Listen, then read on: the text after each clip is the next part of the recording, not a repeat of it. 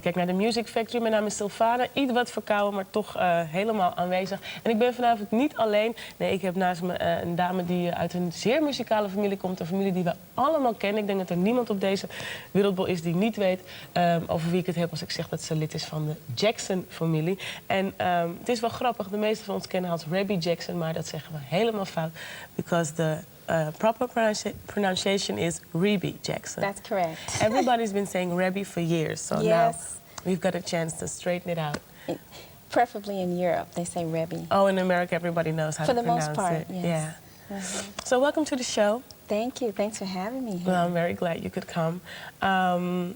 You've got a new album coming out and a new single released here in Holland, so we'll be talking about that. Okay. But well, first thing I wanted to ask you is, since it's been a really long time since you had released something, it's been so long that people might think, who is she? Is she really a Jackson sister? I mean, young people watching, you know, I mean, if they're 14, 15 years old, they might not know. And they That's true. Yeah, well, they might even think that you've just started. Yes. Which is absolutely not true. No, that's not true at all. So tell us something about your musical history then. Well, actually, I started performing with my family years ago, around 75. They had a family show in which they were touring across the States, and I became part of that.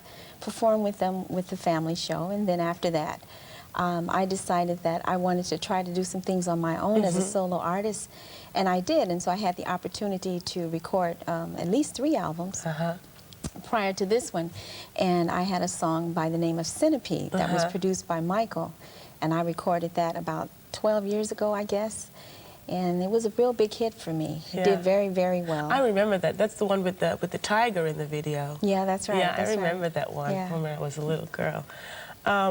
One of the things that's that I how do you say it, found is that while while Michael and Janet are and even Jermaine or anybody else in your family is mostly known for making pop music, your albums were really R&B albums, were soul albums, were different than what they were doing. Was it something that you deliberately tried to do? No, I like pop music, but I like soul music as well, so I try to do both. But it's extremely important for me when I'm recording that my music goes R&B and cross over to pop. I think that that's important because personally I feel that it has more longevity. I might be wrong, but I think that's pretty much the way it is, and so I like that as a result. But there really is a combination of both. In fact, the album that I just finished doing, Yours Faithfully, it has more of a universal sound, so it's a little bit of everything. When you say you started performing with the family, and at a certain point you decided that you wanted to try something for yourself, what was your starting point? Because I can imagine it would be kind of hard trying to start on your own when you come from a family like the Jackson family. Well, what actually happened is that I put together some demos, and I literally shopped at different record labels. And I wound up at Columbia, but I had to do a showcase, and I performed there with a showcase. And I got this record deal for a 6-month record deal, but then it turned out to be a little bit longer. And one of the things that happened, which was an advantage, is that Michael had said years ago that he wanted to produce a song on me. And so he was actually the last person on my first album to produce on me, but his song was the first release, and that was Centipede, and that's how it happened. And, you know, I had an opportunity because of that song to travel all over the country, all over the world. In fact, I came here even and did quite a few cities, I should say, in Holland. And then just had an opportunity to do quite a few things, the Jackson Family Honors TV show, and then there was a mini TV series, which I didn't mention first, even before I got my solo album. And that was an inspiration as well for me starting out, because we had a little mini TV series in the States. Did you star in the series yourself? All the family was in the series, but I did, I guess about 2 or 3 solo numbers. And when I started singing with the family show, which I didn't mention, one of the things that inspired me so much was that Michael and Marlon wanted me to do this, the lead singing on one of the routines, and they accompanied me. So it was like a modern jazz dance routine. It was entitled Fever. And seeing the reaction that I was able to get from that was what really encouraged me to try to do it on my, do some things on my own. And it worked out pretty good. Has it always felt like, have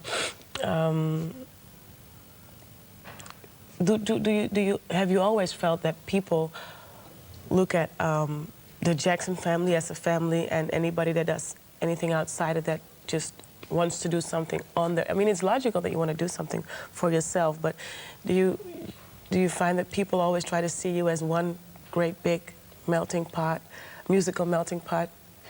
Always as a part of the family? Yeah, I think so. I think so, because I get the impression, and I might be wrong, that when people see me, for example, they don't only see me, but they immediately think Michael, Janet, Jermaine. When I see Jackie. I see Janet. I think, oh God, it's Janet.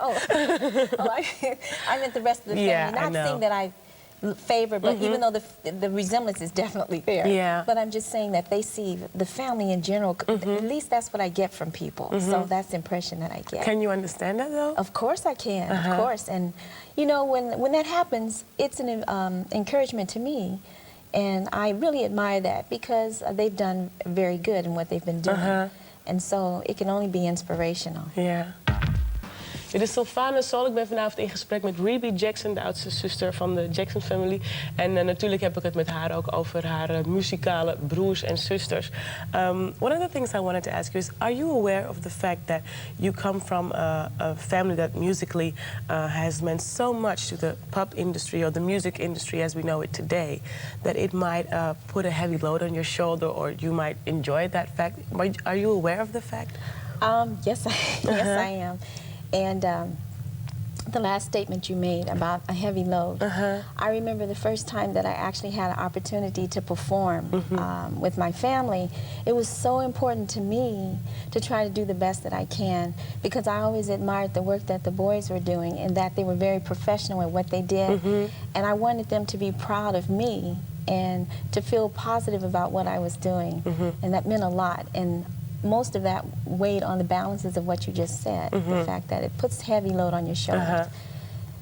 But it doesn't mean it has to be in a negative way. No, it could be positive.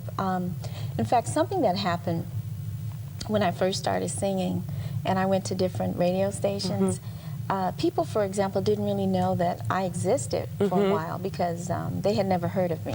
And so they were questioning and wondering whether I was really a family member. They thought maybe I was a long-lost cousin or someone like that, because so much was printed about my family, but nobody heard of me that much. And then they were saying that, well, in the end, they started making the statements in many cases that maybe I was trying to jump on the bandwagon. Yeah. But, if they want to say that, that's fine. Yeah. I mean, they have that prerogative to do that. I mean, everybody... oh, but I'm sure it can hurt at some point when you're just being genuine about what you want to do. Yeah. And people will say these things about you. Yes, that's true. But, when you're in this kind of profession, you're going to hear statements, and people are going to say what they think. And being in the public's eye, you just have to understand that that's part of what goes with the territory.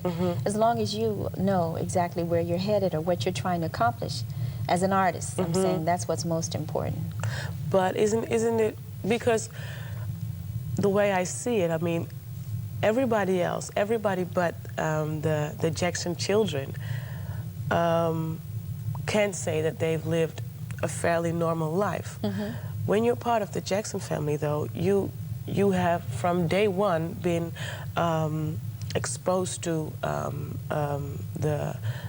the way the media can act, or the way people, everything that comes with it, and not even, I mean, in a big way. You've been exposed to that in a big way and affected by that in a big way.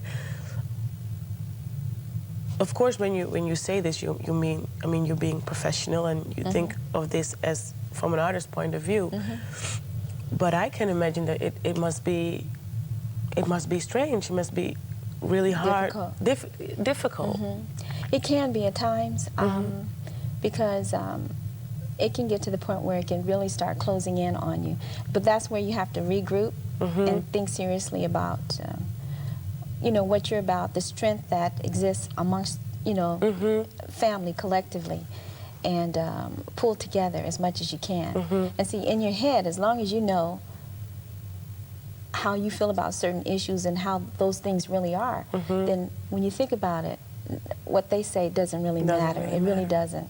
And so that's where, you know, you can come to you might say, balance the entire thing out, or you can rest with peace knowing that what you know and what you understand to be the truth behind a situation is what really is important. And people will see it sooner or later. I mean, people can tell, really they can. Yeah. I mean, one thing that I've always been encouraged by is that the public, the fans in general, they love the work, or they love the fact that you're concerned about them, and you try to project and you try to do your best, and they see that. I mean, what you're doing, what you spell out in your material, they can read through that. Yeah. And that's important.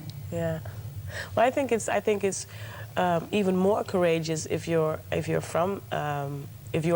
sister in the Jackson family, and you do want to be a singer. I think that could be double as how do you say it, courageous, because you know everybody will start comparing you with the rest and think, oh, another Jackson that wants to sing.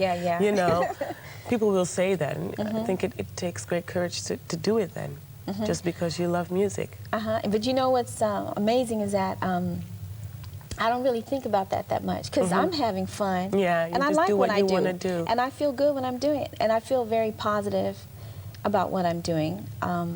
And you get feedback from people, and when people see that you're very genuine and you're just out there trying to make a living like they do, but you enjoy it, and you have something that you want to share and give to others, they see what you're talking about and what you're saying and what your image supposedly represents, and that's what's important, because if you start concentrating on the other, it will not work for you. Yeah. Okay, well, when we come back, we're going to talk a little bit more about your favorite music and the music that inspires you to do what you do. But first, we're going to a video. We said earlier that we were going to talk about some of your favorite music.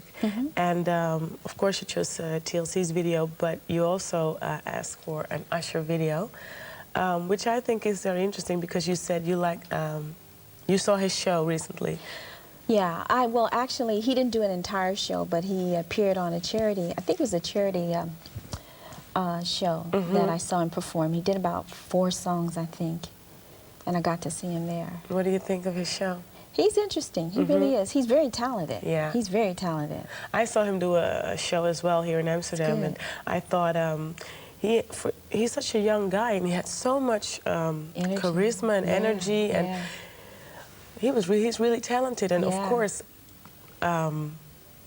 I think maybe it's different for you, because I can imagine you looking at him, and he, in a way, reminded me of, not reminded me, but I could imagine what it must have been like when Michael, when your brother was, because he was so young when he started out. Yeah. And he had the same thing on stage. I mean, he could touch everybody in the audience. Did you, at that point, were you able to look at him from that point of view, or was it just your brother doing his thing?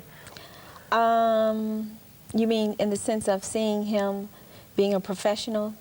At that early age? Yes, I could. Yeah, that's how I looked at him, in fact.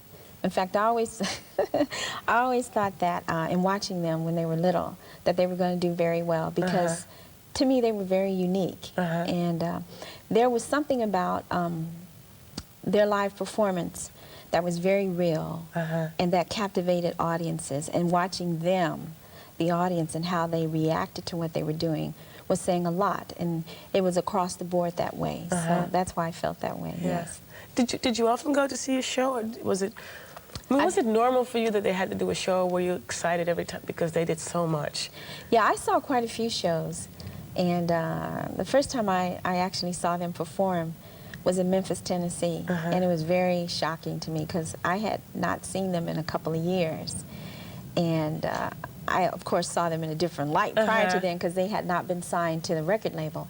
And so when I saw them perform, before I even saw them perform, when I got to the arena, I think it was the Memphis Coliseum, and I saw the way the fans were reacting. I was like, I had never going, oh my, wow, what's going on? You know, it was so amazing. And then when I saw the results, I couldn't believe it. Couldn't believe it. I can imagine. That was really something. Yeah, I mean, I always think to myself, I wish I could have been there when Michael was little and just could have seen a show, you know. I think it would have been a unique experience. But, well, of course, like we said, we're going to see some of your favorite videos, and this is one of them. Usher, You Make Me Wanna. Naast mij op de bank Rebbie Jackson, de oudste zuster uit de Jackson-family. Ik praat met haar over van alles en nog wat. Ik hoop dus dat je er absoluut bij blijft. Well, of course, the reason that you're here is because you have a new album out yourself. We can talk all we want about the other Jackson family members, but we're here to talk about you. You have a new album out that you're pretty excited about, I'm sure. Yes, I am. I'm really excited about it. What made you decide after so long, because you just told us that it's been like 10 years since you released something, it's not been that long since you were doing things in the music industry. But why has it taken you so long, and what made you decide to come back? Well, I've always been involved in music. I never really stopped singing. I've had an opportunity to travel all over Europe, in fact, performing. And then I've done shows in other areas, Japan and the Middle East and Africa, just different areas. And I really wanted to seriously regroup and think about what I was doing, try to find or be with a company that would really be interested in me, seriously interested in me as an artist. And that had a lot to do with it. Is that because you had the experience that people were not really interested in you as an artist, but... Well, you know, when you're with a company, sometimes you're not the only artist. There's several artists at a company. And of course, they have their aspirations and responsibility of what they're trying to accomplish. And so it's up to the artist, I feel personally, to perform, project, or to generate the enthusiasm and the excitement. And that's really important, and that's what was on my mind, and that's what I had to really deal with. And you learn, you continually learn. And so, because music is such an integral part of me, I wanted to continue sharing what I know best with other people, and that's the main reason why I wanted to release this album.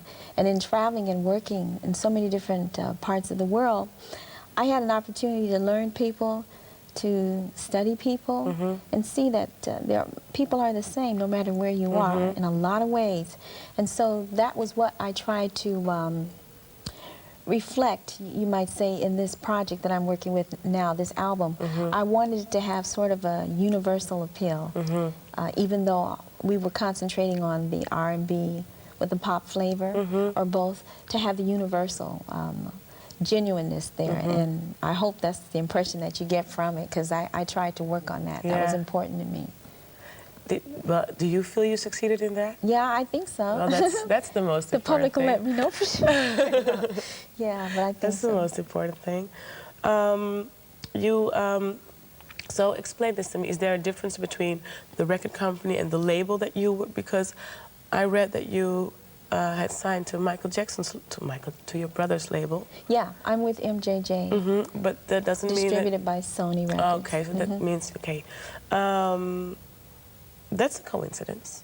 How did that come about? Well, again, genuineness in an artist and just being concerned about the project.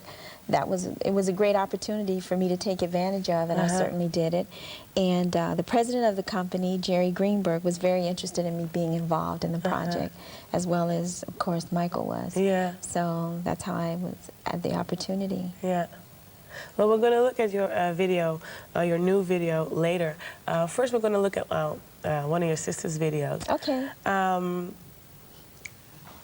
Of course, you've seen it, Together Again. When you look at her in a video like this, what makes you the most proud, or what do you see in the video that goes like, oh yeah, that's my baby sister? Well, Janet is a very sensitive person, and she's a very warm person, personally. And you see that in her project, in this particular one. You see the genuineness or the warmth that generates in her. And that's what I see. And she's extremely talented, I think. Yeah. Okay, let's watch the video together. Again. is altijd erg gezellig als je gasten in het programma hebt. Maar vandaag is het toch wel extra leuk, omdat ik natuurlijk praat met iemand die uit een hele bijzondere familie komt. En het leuke is dat ik het net met haar had over de manier waarop zij naar haar zusje kijkt. Bijvoorbeeld als ze een videoclip van haar zusje Janet ziet. En terwijl de video al ingestart werd, wilde ze er toch nog heel graag iets over vertellen. You just said you felt like you had to say something else about Janet, especially according to this video, the Together Again video, with all the animals and the wildlife and the dancers. What is it that you wanted to share with us? Oh no, I was basically saying that's Janet. Janet is a lover of animals, and she's very happy-go-lucky kind of a person. Personally, and that's a setting perfect for her. In fact, I remember when she was really young, she used to always want to play with all the little dogs she would see in the neighborhood, and my mom cannot stand dogs. And she would take her with her walking or whatever, and she'd stop and make friends with all the animals, and my mom was trying to shoo them away. Yeah. She was constantly grabbing them, playing in their face. But this is very much Janet. Yeah, you say, whenever you talk about her, you say, this is really Janet personally, which implicates, of course, and this is only logical, that there is a big difference between what we as an audience get to see and what Janet or any other family member of yours is like when it comes to their personal life. With releasing her last album, Janet has repeatedly said in the media that it's been really hard for her as a person growing up as Janet Jackson and having to deal with all the things that we talked about earlier, and that the only thing she has to survive is her music. And then people take that the wrong way again, and you know, do you feel that it's been less of a struggle for you as a person? Because you're all individuals, of course. Yeah. In a sense, maybe I can say yes, possibly, because first of all, Janet has been very successful, and she's done a lot more than I have in the public's eye. The other reason is because Janet was literally raised in the industry. I wasn't. I was grown when my brothers, 18 when my brothers started, and so I became part of it later on. But then it can also be a double-edged sword, because as I mentioned earlier, people then, they hit you with, you're trying to jump on the bandwagon, and they want you to measure up to others, which, you know, that's one of those things that's going to happen, and I realize that. You just got to know where you want to be or what you're doing and be confident in yourself. But I can understand what she is saying or what she means by that statement, because you might say that she's been on public display all her life, and it's very hard because I guess people watch everything you do and you say, and you have to always be on guard. In the sense of saying you can't really let your hair down. You can, but you got to be careful. You got to because pay the people price take then. things the wrong way. So I imagine that's the impression she's trying to relate to the public, and that's true. Very true. But for you, it hasn't been that much of a struggle. Well, the nice thing about it is that you have now released another album with music that's from your soul, that's totally you. We're going to see the new single from the album, Yours Faithfully. Tell us something about the song, what it means to you. The song, first of all, was written and produced by Elliot Kennedy and Pamela Shane from England. Yours Faithfully is a very beautiful song because it's about a relationship that exists, and the girl is saying that her mate doesn't have to worry, no matter what, whether he's away from her or not. She will always be his faithfully. So that's what it's about. And it's very realistic. I mean, you know, we're living in a time when many people want to see that confidence or trust, you might say, in the other party.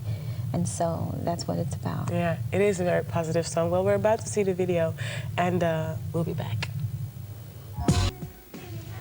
Vergeet niet waar je hem het eerste hebt gezien. Hier en nergens anders bij Sylvana natuurlijk, bij de Music Factory. En dat niet alleen. Als bonus krijg je ook nog eens de uitvoerende artiest erbij, Rebbie Jackson. Well, of course, I hope that your single's going to do very well here. Oh, thank you. I hope you'll be back. Love to come back. Yeah, well, I always say this, and I really mean it. Whenever you're in the neighborhood, please stop by and come back to the show again. Okay, thanks so much. It's been really nice talking to you. And, well, what else do we need to know? Album release? You know when it's going to be released here in Holland? I think, if I'm not mistaken, it will be the album around the 31st of March. Okay. I think. And I know the single is around the 3rd of March. Okay. So that's now. Yeah. Well, not now, but it's, well, yeah, it is now. It is now. It is now. It is it's now. in stores I'm already. losing track of time. I can imagine all the traveling. Yeah, it just is now. shakes you up. It's now. Okay, so then we know what to look for when we get near and how do you call this?